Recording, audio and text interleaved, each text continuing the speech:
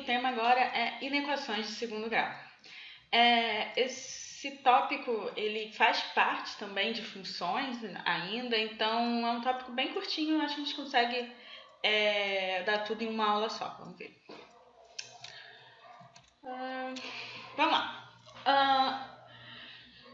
Inequações de segundo grau, elas podem ser definidas como expressões da seguinte forma: f de x menor do que zero ou f de x maior do que zero. Na verdade, f de x menor ou igual a zero ou f de x maior ou igual a zero.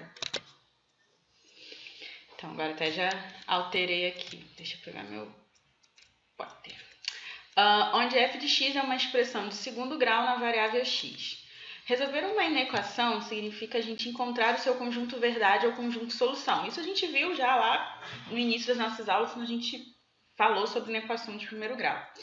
E lembrando que conjunto solução ou conjunto verdade é o quê? É o conjunto de todos os valores da variável que satisfazem a inequação. A análise do sinal é uma importante ferramenta para a resolução de inequações de segundo grau.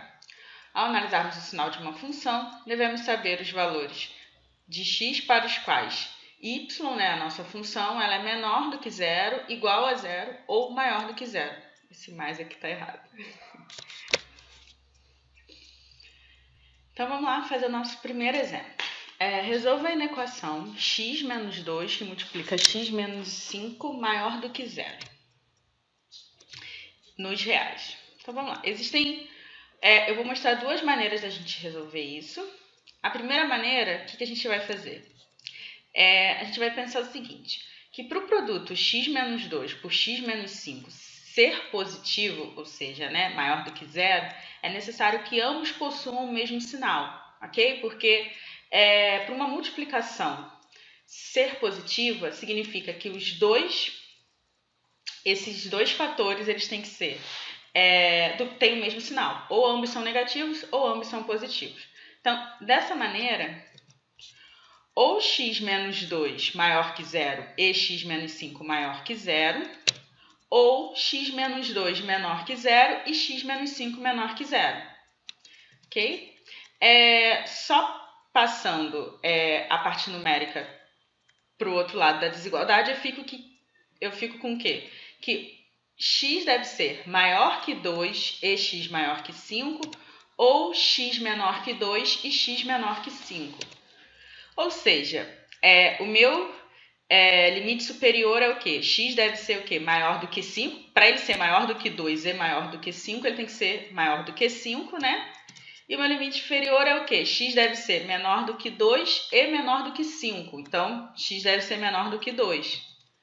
Ou seja, o nosso conjunto solução ele é formado pelo quê? X pertencente aos reais está o quê? X menor do que 2 ou x maior do que 5.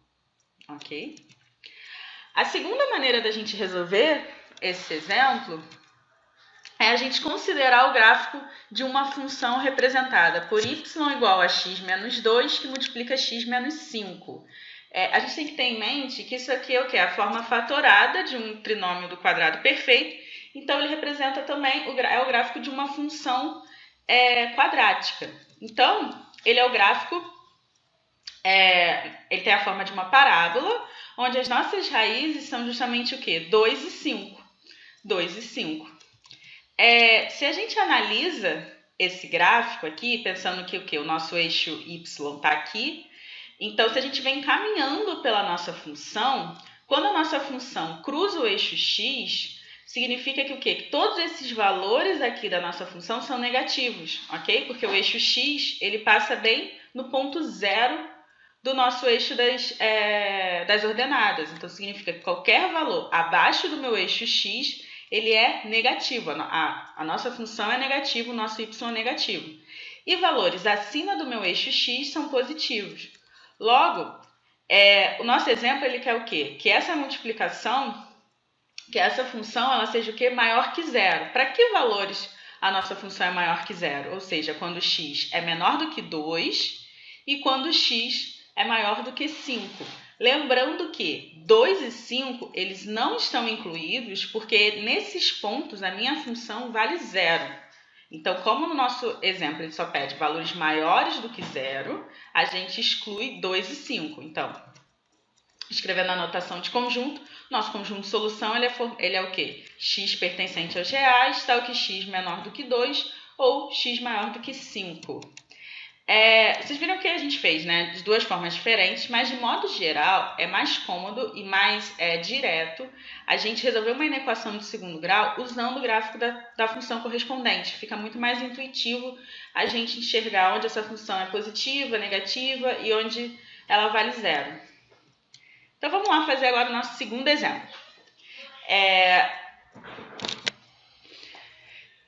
Vamos fazer então o nosso segundo exemplo. Minha gata tinha pedido para sair do quarto. Ele pede por quê? Para a gente fazer a análise de uma função, que é a análise do sinal de uma função, que é o quê? Y igual a menos x ao quadrado mais 2x mais 3. Então agora a gente vai ver um passo a passo de como a gente resolve esse tipo de exercício, né, de exemplo, quando pede para a gente fazer a análise de uma função. Então vamos lá. A primeira coisa que a gente precisa fazer são encontrar as raízes dessa função, para a gente justamente poder construir o gráfico. Então vamos lá. Fazendo por soma e produto, a soma é o quê? Menos b sobre a. Isso dá o quê? Menos 2 sobre menos 1, isso igual a 2. E o produto é c sobre a, isso dá 3 sobre menos 1, isso daqui dá igual a menos 3. Então, o que a gente precisa? A gente precisa de dois números que, somados entre si, deem 2 e multiplicados entre si, deem menos 3. Então, nós temos o quê? Menos 1 e 3. Então, as nossas raízes são menos 1 e 3. Imagina essa câmera. Sei lá, para deixar ela mais centralizada.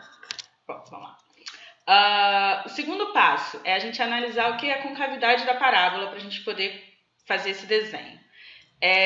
O nosso A, ele vale quanto? Menos 1. Então, ele é menor do que 0. Logo, a nossa parábola tem a concavidade para baixo. O terceiro passo é a gente desenhar a nossa parábola. E aqui está ela. Nossa parábola com uma concavidade para baixo, onde ela cruza o eixo X justamente nos pontos menos 1 e 3. Isso aqui é menos 1, tá, galera? Ficou faltando o sinal aqui.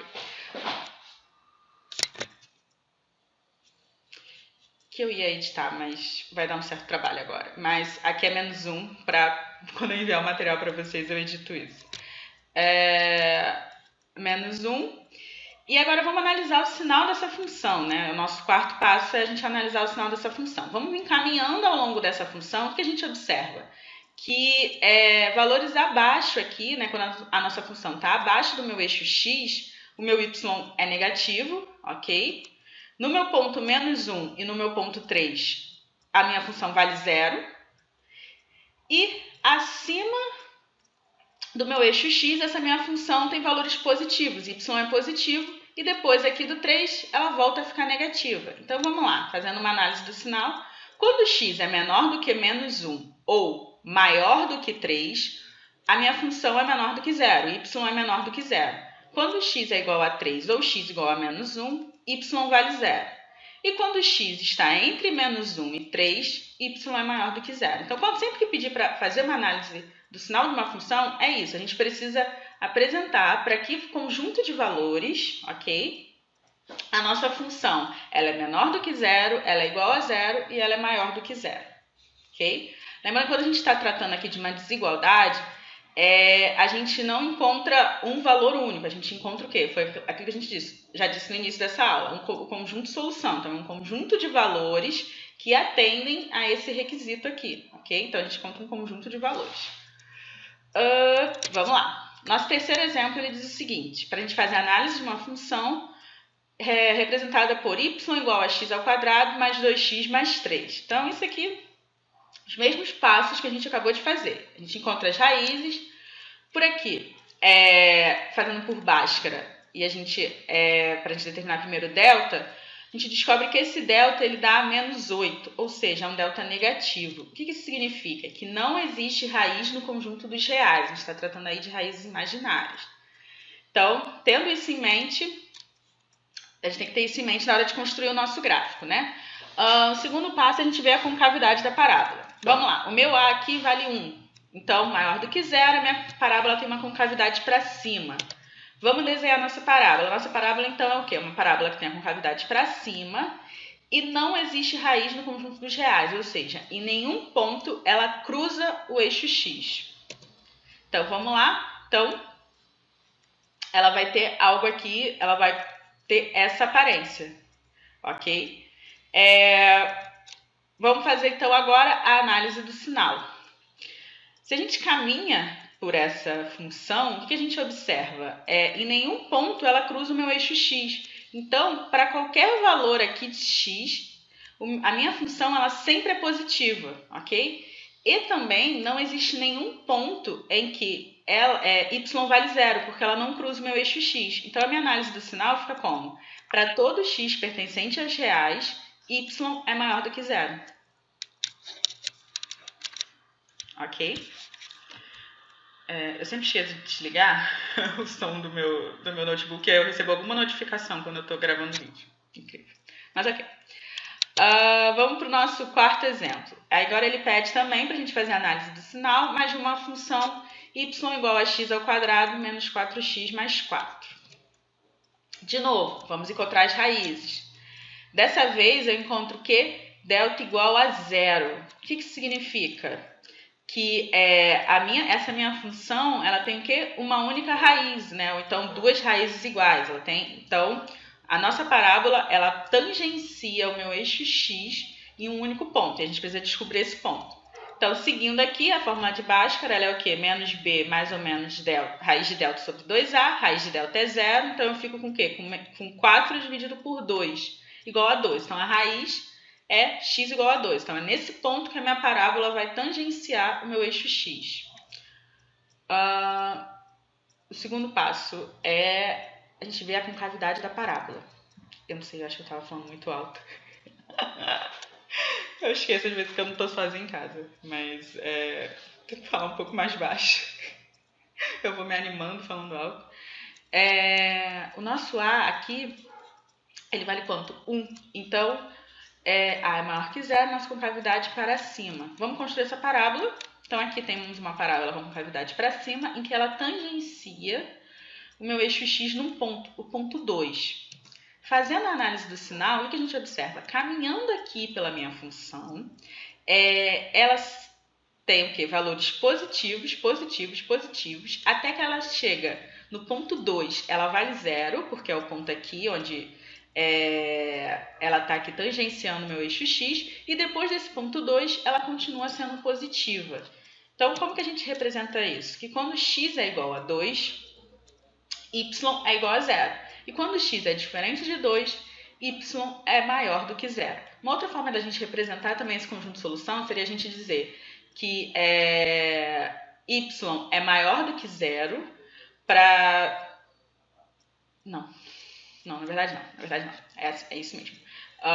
Era um outro caso que eu ia falar, mas eu me precipitei. Então, quando x é igual a 2, y é igual a zero. E quando x é diferente de 2, y é maior do que zero. Ok? Então tá, esse era o nosso conteúdo. Vocês viram que realmente é um conteúdo bem, não é muito extenso, né, pra gente ver aí, são formas como a gente resolver em equações, que fica mais simples se a gente montar o gráfico da função correspondente e fazer essa análise aí do sinal.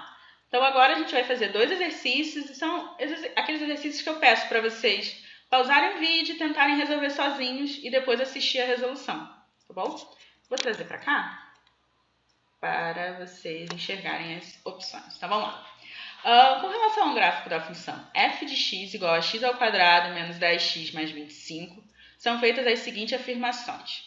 1. X ao quadrado menos 10x mais 25 deve ser maior ou igual a zero. É maior ou igual a zero para todo x pertencente aos reais. A segunda afirmação diz o seguinte: x ao quadrado menos 10x mais 25 é maior do que zero para todo x pertencente aos conjuntos dos reais, com exceção do 5, ou seja, reais menos o 5, a gente excluindo os reais, os 5 desse conjunto de solução. E a terceira afirmação é: x ao quadrado menos 10x mais 25 é menor do que zero para todo x pertencente aos reais. Então, vamos analisando cada afirmação. sei porquê. De novo eu cego aqui. A alternativa correta é a D, que fala que as afirmações 1 e 2 são verdadeiras. Então, vamos analisando aí cada uma dessas afirmações. Vamos lá.